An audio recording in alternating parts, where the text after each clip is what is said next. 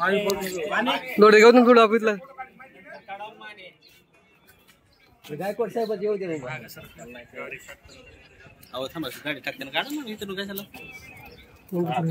नाही नाही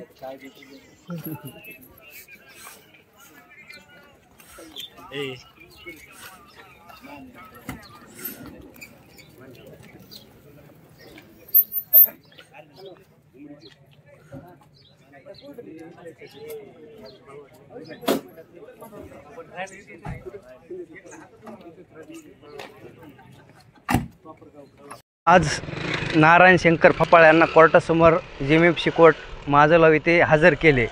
त्यांना पोलिसांनी 4 दिवसाचा PCR मागितला होता।